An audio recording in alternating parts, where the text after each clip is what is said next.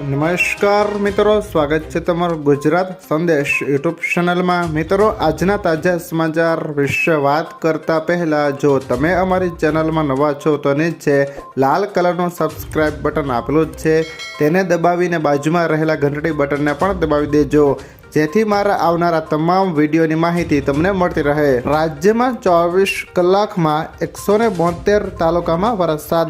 વીતેલા 24 કલાકમાં દક્ષિણ ગુજરાતના અનેક તાલુકામાં ભારે વરસાદ પડ્યો છે।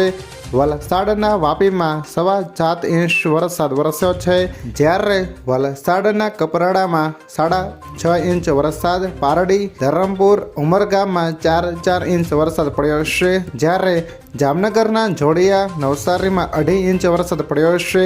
ઉપરાંત છોટા ઉદેપુર, નવસારી, ખેરગામમાં 2 ઇંચ વરસાદ અને નવસારીના જલાલપોર, વાલોલ, બોડેલીમાં 2 ઇંચ વરસાદ પડ્યો છે।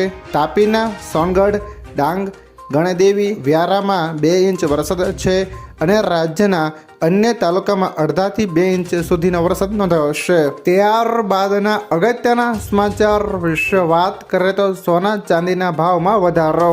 સોનાના ભાવ ફરી વધ્યા છે, સાથે ચાંદીના ભાવમાં પણ ઉછાળો આવ્યો છે। અમદાવાદમાં સોનાની કિંમત ₹500 વધીને 73,000 પ્રતિ 10 ગ્રામ અને ચાંદી ₹500 વધીને ₹84,500 પ્રતિ કિગ્રામ પર ક્વોન્ટ થઈ હતી।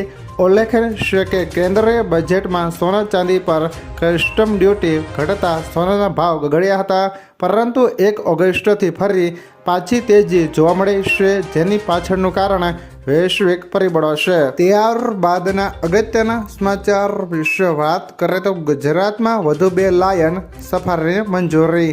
ગુજરાતમાં વધુ 2 લાયન સફારીને મંજૂરી આપવામાં આવી છે। કચ્છના નારણ સરોવર વિસ્તારમાં સફારી પાર્ક સ્થાપવામાં મંજૂરી મળતા આગામી સમયમાં સમુદ્રી સીમા દર્શન સાથે સફારી પાર્કનો પણ પર્યટકોને લાભ મળે તેવો નિર્ણય લેવામાં આવ્યો છે। આ પાર્ક 250 હેક્ટરમાં બનાવવામાં આવશે અને તેના પાછળ કુલ 140 કરોડની દરખાસ્ત સામે પ્રાથમિક ₹30 કરોડની મંજૂરી મળી હોવાનું વન વિભાગ અધિકારીએ જણાવ્યું હતું। ત્યારબાદના અગત્યના સમાચાર વિશે વાત કરીએ તો આમાં કેવી રીતે ભણાશે ગુજરાત? ભાજપ સરકાર શિક્ષણને લઈને ભલે મોટી વાતો કરે છે, વાસ્તવિકતા કંઈક અલગ જ છે। સરકાર 5,612 સરકારી શાળાઓને ઓછી સંખ્યાના નામે મર્જ અને બંધ કરવા જઈ રહી છે। લાંબા સમયથી રાજ્યમાં 32,000 શિક્ષકો અને 38,000 વર્ગખંડની ઘટ છે।